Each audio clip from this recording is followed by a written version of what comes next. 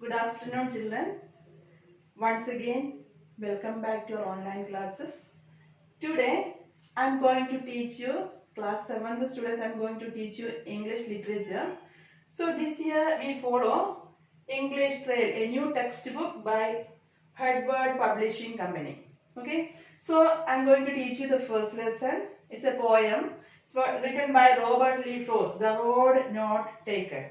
So about the poet, he was a famous American poet, often quoted poet. He was born in 1874 and his first poem was My Butterfly Analogy, and his first poetry volumes were A Boy's Will and North Boston.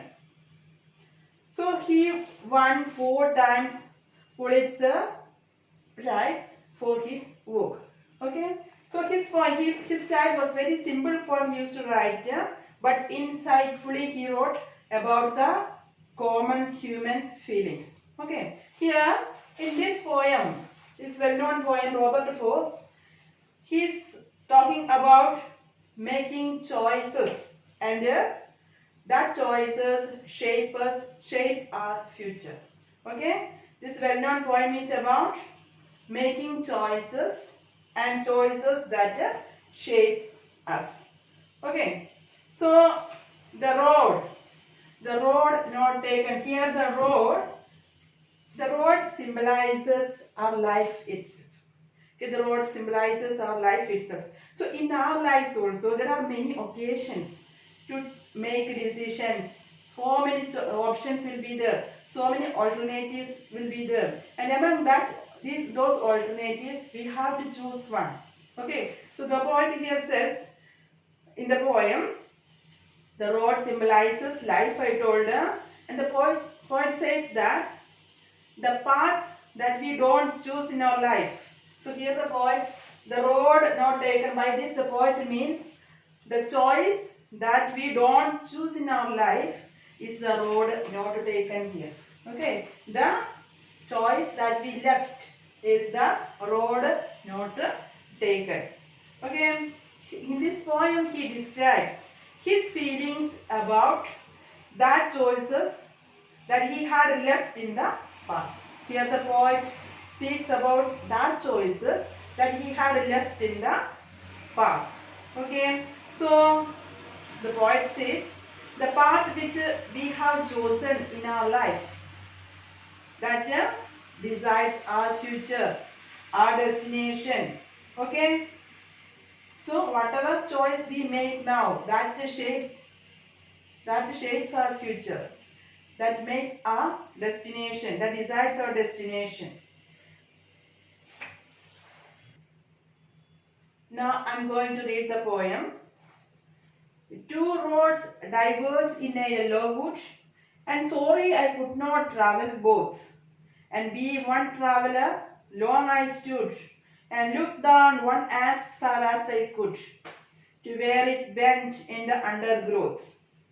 Then took the other, as just as fair, and having perhaps the better claim, because it was grassy and wandered where, though as for that the passing there had warned them really about the same. And both that morning equally lay, in leaves no step had trodden black. Oh, I kept the first for another day, yet knowing how way leads on to way, I doubted if I should ever come back. I shall be telling this with a sigh. Somewhere ages and ages hence, 2 roads diverged in a wood, and I took the one less travelled by, and that has made all the difference. Okay, this is the poem. Now I am going to explain the poem. The first stanza you see, 2 roads diverged in a yellow wood, and sorry I could not travel both. So here in the poem, in the first stanza of the poem, the poet says, once the poet was walking down the road, and he reached near an yellow wood. Yellow wood here. So what is yellow wood? The word used here yellow wood to indicate the season. So yellow wood means it indicates the season of autumn. And two roads diverged. Diverged means branched off. So the road was going like this, and when he reached near the yellow wood, there was a diversion. There was a diversion of the road. Okay. So the roads branched off. So you might have seen. So when we travel, you might have seen the roads branched into different directions, east, west, north, like that. So we call it as a junction. Okay. In the same way, here the poet walked down the road, and then he reached a yellow wood. From there he could see the road branched into two paths. Okay. And sorry, I could not travel both. Here the poet says, he is standing here and looked at the roads. He could not travel both. From there he had to choose one. Okay, one path he had to choose. So, because he is only one person cannot travel on both. So, I'm sorry, I could not travel both. And be one traveler. So long I stood. He stood there for a long time and watched at the road, looked at the road. Which one he had to choose? Which one he had to choose? In our lives also, there are so many situations. We are in a dilemma to make a decision. We are in a confusion to make a decision, to choose the best way. Understood? No? In such situations, you should not be impulsive. You should not be impulsive. You should not take a decision without thinking. You have to think and take a wise decision. Understood? Now here the point in a dilemma. Which path he had to choose. Okay. And be one traveler long I stood and looked down one as far as I could. He looked there. He stood there and looked at the path as far as he could, his eyes could reach. Okay, that much distance he could find curved. The road was bent down. What is bent down there? Okay, he was able to see the path from where it curved, after which it was covered with trees and hidden. Undergrowth here means given there in the textbook, small trees and plants. So from here he looked at the road, and he could see the roads were bent, curved it was, and filled with the trees and bushes and small plants, and the path was hidden, could not see it there only. If it was straight, he could look at more that he could farther than that, but the roads were curved or bent down, so it was covered with the trees and hidden. So he was able to see the path from there where it is curved, and after which it was covered with the trees and was hidden. So I think you understood the first stanza. So in the first stanza the poet speaks about his journey. So you know life is a journey. So here the road not taken. Here the poet uses metaphor. The road here compares with life. Understood? No, the road not taken. So the poet uses metaphor here. What is a metaphor? It's a implied simile. That means comparison. He is making direct comparison is called a metaphor. Okay. So what is metaphor here? The poet compares life with the road. So what is metaphor? Metaphor is an implied simile. It's a direct comparison. Understood now? So the ship the camel is the ship of the desert. It's a direct comparison. So that means a word or phrase used in an imaginative way to show that somebody or something has the same qualities as another thing. Understood now? It's a word or phrase used in an imaginative way to show that somebody or something has the same quality as another. Here, life is compared to the road. Understood now? So, the poet uses here metaphor. See here, two roads diverged in a yellow wood, and sorry I could not travel both. And be one traveller long I stood, and looked down one as far as I could, to where it bent in the undergrowth. So, the poet was walking down the road, and there, then there was a diversion. There were two different paths, and he had to choose one out of them. Okay, so what he did, he stood there for some time, and he was thinking which one he had to choose. Second stanza. Then took the other as just as fair, and having perhaps the better claim, because it was grassy and wandered bare, though as for that the passing there had warned them really about the same. Here he was looking at one, and he had chosen another one. Okay. Then took the other path as just as fair. Why? Because he felt that both paths were equally good. So he had chosen. He made an observation, and he had chosen the other path. And he had chosen that path because he felt that it was grassy. He felt that it was the better claim, better option. And having perhaps the better option, because he thought that that was a better choice. Why? It was grassy. That path was grassy and wandered where. Wandered where means what? Not many people walked. It was not less people used that way because it was grassy. We know if the roads were filled with grass, and if someone walks on grass, what will happen? The grass will be faded, or otherwise it will be falling down. Here the grass were straight and fresh. So he thought that not many people walked on that road. So he had chosen another road. Did you understand how he had chosen another road? Because he felt that it is the better option. He felt both roads are equally same only, but he had chosen another road because he felt that it was a better option because it was grassy and wandered where. He thought that was not used by many people. Though as for that the passing there had warned them really about the same.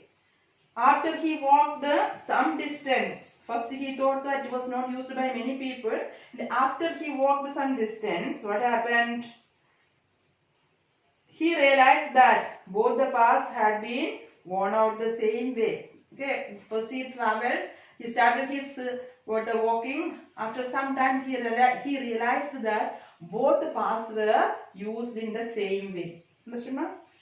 So that is the second stanza. So that means in our lives, when we compare our lives with this, in our lives also there may be situations like this. And there is a confusion to choose which one, and sometimes we will choose one way thinking that is the better. Then we go ahead. We find that both paths are the same only. Whatever decisions we make in our life, there may be benefits, advantages will be there, disadvantages will be there. And if we had chosen one way, one path, we took one decision, what we have to do? We have to go ahead. We have to face all the problems. We have to solve all the problems, all the challenges we have to face. Then only we can achieve success in our life. Okay, that is by the second stanza. The poet says, in our life, if we take any path, that may be any option, but all of them have benefits and disadvantages, problems and challenges. So we have to face the problems. Understood now? Then here the poet felt like that. He felt that the another path was better. Why? Because it was grassy and he thought that less people walked on that. So what he did, he had chosen the another path. But sometimes as he passed some distance, then only he came to know that both are equally used. Understood now? Then third stanza. And both that morning equally lay, in leaves no step had trodden back. Oh, I kept the first for another day, yet knowing how way leads on to way, I doubted if I should ever come back. Okay, here the poet says, and both that morning equally lay. Both paths lay equally. Both the paths were similar in that morning. Both the paths were similar in that morning. Morning time, people did not use much. Okay, both the paths were similar in that morning. In leaves no step had trodden. Both had leaves, and both of them had not been used. Trodden here means, what is the meaning of trodden here? Walked on. Both of them had not walked on. Okay. Oh, I kept the first for another day. What the poet thought, he had chosen one path and thought that another path he will choose later, even though he knew that yet knowing how way leads on to way, I doubted if I should ever come back. So the poet, oh, I kept the first for another day. So here the poet decided that day he would choose one path and keep the other for another day, although he knew that he could not go back on the choice that he had made. He knew that he can't come back and choose another one. Even then he thought, okay, I will go this way. I will choose this path, and I will come and I will take another path another time. Okay, so he thought like that. So, and both that morning equally lay. Both the paths were similar in that morning. In leaves, no step had trodden black. Both had leaves on them, and no one stepped on them as they were green. Both grass were green. Both of them thickly green, so it looks black. Yet knowing how way leads on to way, he decided that day he would take one path and keep the other for another day, even although he knew that he could not go back on the choice that he had made. I doubted I should ever come back. He knew that it is not possible for him to come back. Even then he wished in his mind, what I will take that choice another day. So in the similar way, the poet says, once we chose an option, we must keep on moving. Don't think that I will come back and take another. No. Once we made a decision, once we made a choice, what we have to do? We have to go ahead. Okay? We must keep on moving ahead with that option, and we will never get a chance to come back and take another option we left. So from his experience, he tells. He speaks from his experience. Once we made a choice, we have to go ahead with it. We will not get an opportunity to come back and choose another one. Did you understand? So what we have to do? We have to think wisely and take a decision. So when we are in a dilemma, in a serious situations, we have to take decisions. What we have to do? We should not be, I told you, we should not be impulsive. What we have to do? We have to wait, think. So we can pray also. In such serious situations, what we have to do? We have to ask them what opinion of God to take before taking some decisions. Then whatever decisions we take with the help of God will be good for us. Understood now? So the poet here regrets, I think. He is not so happy with his decision. He did not think that his choice was better. Okay. So he advises us what so whatever we if there are so many alternatives, so many options are there, what we have to do? We have to think and take a decision wisely. Okay, after taking one decision, after going ahead, we can't come back and choose another way. So that's about third stanza. And the last stanza, I shall be telling this with a sigh. Then the poet tells, I shall be telling this with a sigh. Somewhere ages and ages hence, two roads diverged in a wood, and I took the one less travelled by, and that has made all the difference. So the poet says, so I will tell my story with a sigh. With a sigh here means the sigh shows that what he is not happy at all. Understood? With a sigh I will say, I had two diversions. I had two options. And what I did is somewhere ages and ages in the future. Ages and ages means in the future I will tell. With a sigh I will tell. Two roads diverged in a wood. So I was walking down the road and I reached a yellow wood, and from there I had seen two paths, two diversions I have seen, and I took the one less travelled by. I had opted the way which was less travelled by, and that has made all the differences, and that made all the differences in my life. So what the poet tells here, okay, what the poet tells here, so he had reached such a point in his life. Okay, two options. There were two options for him, and he had travelled on the road which had been used, which had not been used by less, that which had been used by very less people, and that decision decided his future. Understood? No? So the decision he took that time when he was in a diversion, okay, that decided his future.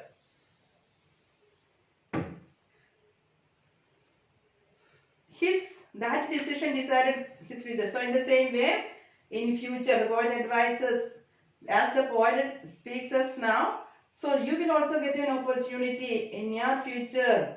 In the same way, when you grow up, then you will say that. You also can say, what when you were young, you had two options. Otherwise, you had many options, and you had chosen this way, and because of that choice, now I could make my future.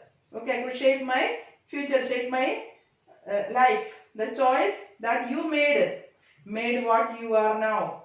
Okay, what you became of it. What you have to do, so you should be wise and be careful. You should be wise and be careful while making choices out of the options, and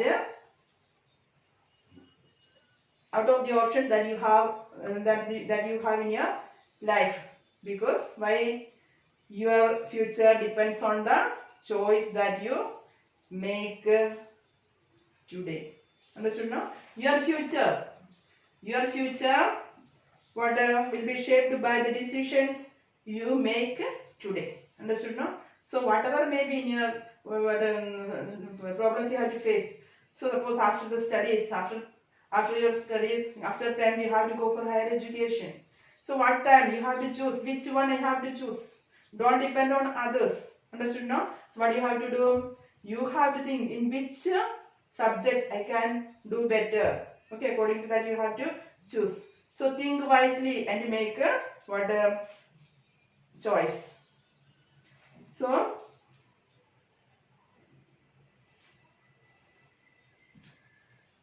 what does the poet say in the last stanza?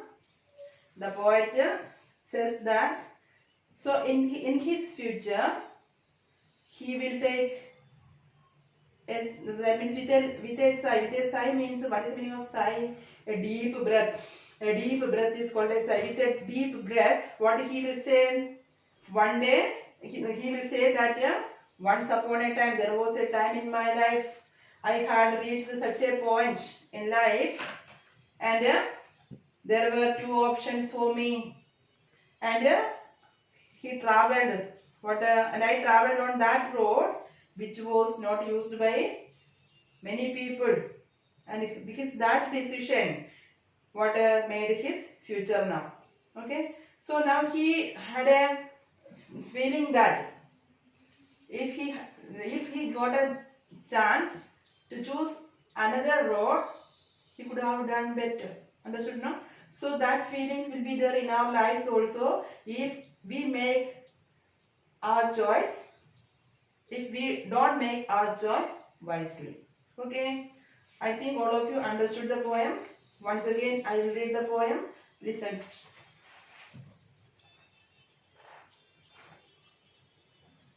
Two roads diverged in a yellow wood, and sorry I could not travel both. And be one traveller, long I stood, and looked down one as far as I could, to where it went in the undergrowth. Then took the other as just as fair, and having perhaps the better claim, because it was grassy and wandered where, though as far as for that the passing there had warned them really about the same. And both that morning equally lay in leaves, no step had trodden black. Oh, I kept the first for another day, yet knowing how way leads on to way, I doubted if I should ever come back. I shall be telling with a sigh. I shall be telling this with a sigh. Somewhere ages and ages hence means in the future. Two roads diverged in a wood, and I took the one less travelled by, and that has made all the difference. Okay, all of you understood the point. So I already told you, the poet uses metaphor here, and at the same time imagery also. You know what is imagery? What is imagery? It uses some words to create images in the mind of the reader. Okay, here the poet uses yellow woods, so that time that image comes to our mind. By using words, the poet creates images in the mind of the reader. So that is called imagery. So here the poet uses imagery, and at the same time you can see alliteration. What is alliteration? What is alliteration? So the use of the same letter or sound at the beginning of words that are close together. Example, you can see example. He built a big boat. He built a big boat. So here, built, big, boat. So in these three words, beginning which letter? B. Understood now? B sound, or the letter B. So if in such a way a letter or sound is repeating at the beginning of a word, then we can call it as alliteration. So you can see here the third stanza. Oh, I kept the first and four. So it's an example for alliteration. Okay, and at the same time, personification is there. The poet uses personification. What is personification? Attributing human qualities to inhuman objects. So that means comparing the traits of human with some objects is called personification. So the road is personified here with every human desire. The road is quite personified here. Okay, so I told the alliteration is there, metaphor is there, personification is there. These are the poetic devices the poet used here in this poem. Okay, so now you have to read the poem well. So as it is the first poem, you have to memorize the poem. I think you can. So the next class, I will give the question answers and we will discuss other exercises. Okay, so revise the poem well, learn the poem well. Thank you.